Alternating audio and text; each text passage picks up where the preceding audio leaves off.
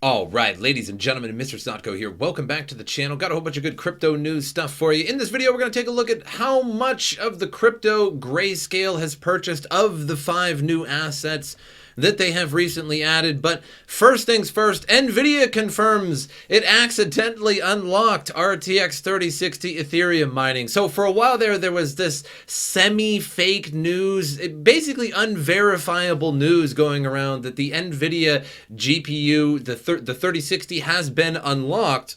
A lot of people were arguing that it was mining Octopus algorithm and not actually Ethereum. There was all these pictures, but the picture was so small it didn't actually show the algorithm of what was being mined. It appeared to be Ethereum, but it also could be basically any algorithm, and a lot of people were saying that it was Octopus algorithm. But now Nvidia confirms it made an oopsie.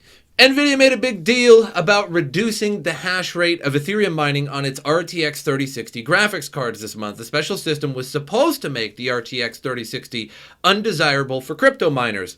In fact, it basically halved the Ethereum hash rate that it should be getting. But Nvidia has now confirmed that it has accidentally unlocked those new restrictions with a driver. Whoops! I think we may have somebody being fired from Nvidia here very shortly, if not already. A developer driver inadvertently included code used for internal development, which removes the hash limiter on RTX 3060 in some configurations, says an Nvidia spokesperson.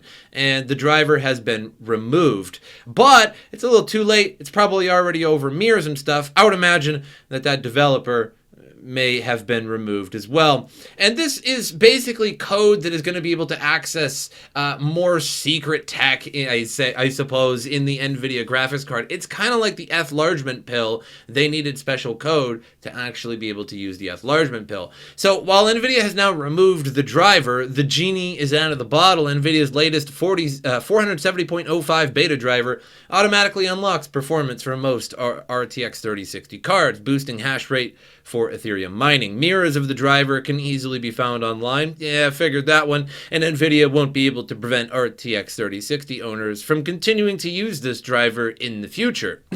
So it says most RTX 3060 cards. I don't know exactly what RTX 3060 cards, and I don't know why any other kind of RTX 3060 card or aftermarket or etc.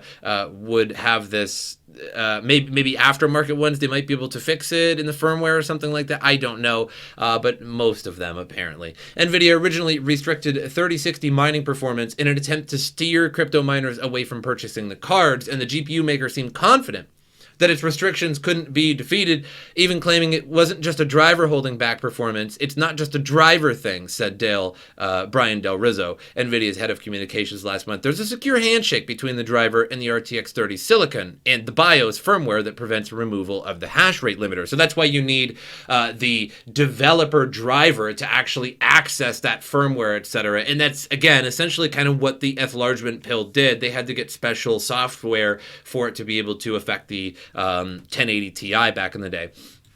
But moving on to AMD news, they say they refuse to limit cryptocurrency mining. We will not be blocking any workload. Good for you, AMD. So AMD has confirmed it has zero intentions of blocking mining operations on its graphics cards. Following the news of an Ethereum mining limiter implemented in Nvidia GPUs, the question on many people's lips has been whether AMD would follow suit, and your firm answer is no from AMD. The short answer is no. Nish Neil Janan and Danan. I got it. No, I got that. If you slow that down, I definitely got his last name. A product manager at AMD says regarding a potential mining limiter during a Radeon RX 6700 XT pre-briefing call, we will not be blocking any workload, not just for mining, for anything for that matter.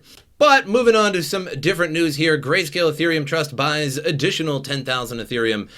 Grayscale Ethereum Trust has bought an additional 10,000 Ethereum, and this is in addition to the company's previous announcement of buying 25,000 Ethereum. Amid Grayscale Ethereum purchase, Chinese publicly traded company, the beauty app firm Meitu, also bought an additional 28.4 million in ETH, which I noted on the other day. Meitu did not only buy ETH, the company also bought 21.6 million in Bitcoin. So Grayscale still going strong. A lot of the premiums are pretty low right now. now. However, they did add 5 additional tokens recently and or coins. One of them was BAT, and they already have, as of today, $2.3 million in assets worth of BAT. Chainlink, they have 1.5 million, and this announcement was basically yesterday when they announced this. It might have been the day before, but either way, it's very, very recent, and they're already starting to pile up in terms of that money. So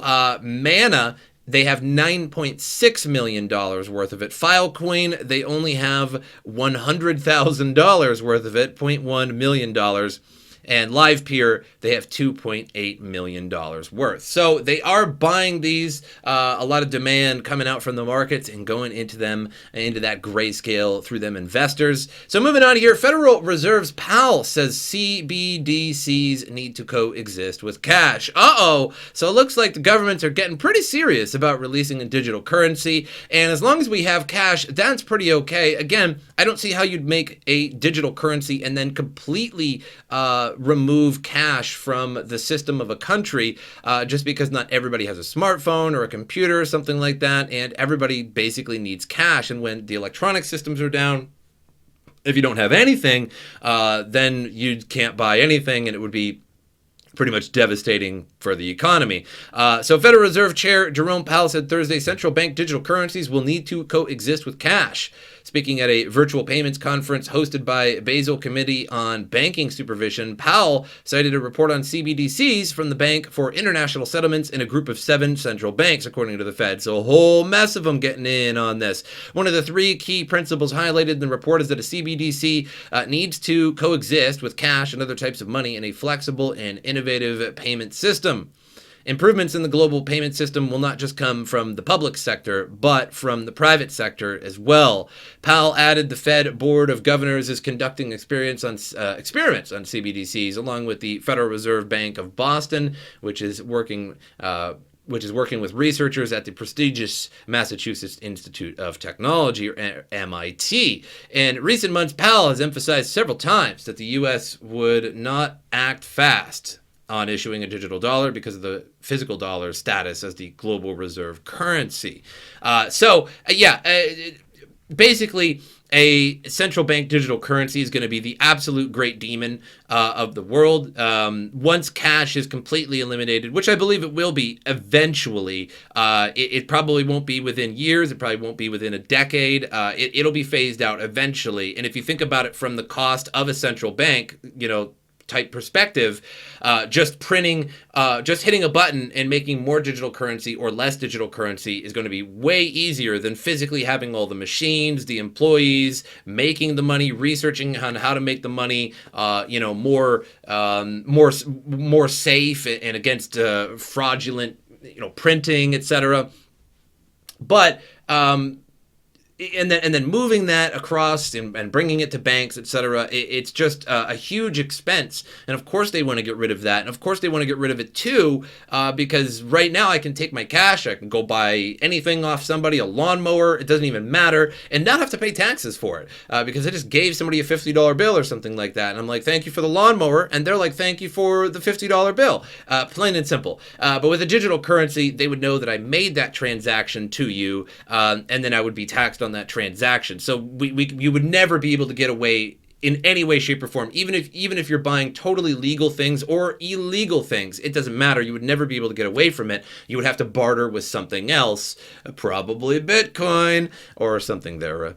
Monero, maybe, who knows. But moving on to CoinMarketCap here, $1.7 trillion market cap, $56,704 Bitcoin. So we definitely dipped quite a bit from that $61,000 all-time high. So we're still going down. Investors still a little worried. Hey, what's going on here? But either way, probably hit 100,000 by the end of the year. If the rest of the year goes anything like it is, when we go up to 61,000, we'll probably breach that to 65 or something like that, or maybe even more, maybe even to like 68. And And then we'll probably have a tough time with the 70,000 era, and then we'll have a tough time with the 80,000 era, because as we hit there, there's a lot of sell walls, a lot of psychology of people stacking up orders there. Also a lot of, psychology in the sense of scaredness, of timidness. Are we actually going to go over 70,000, or are we just going to crash, right? Are we going to go over 80,000, or is it just going to dump from there? I don't want to buy at 80,000. I want to buy at 70,000 and have it go to 80,000 type deal. So that's pretty much the reason why we always just kind of bounce around at 60,000. Some FUD comes along, or just a bunch of sell orders, so it ends up eating up all of the wave that's trying to push it up, and then a new wave has to build over that. But that's all I have for you guys. Make sure you like, subscribe, share the video. That helps me out a lot. My social media in the description below. Give me a follow on those if you get the opportunity to do so. And as usual, I will see you guys next time.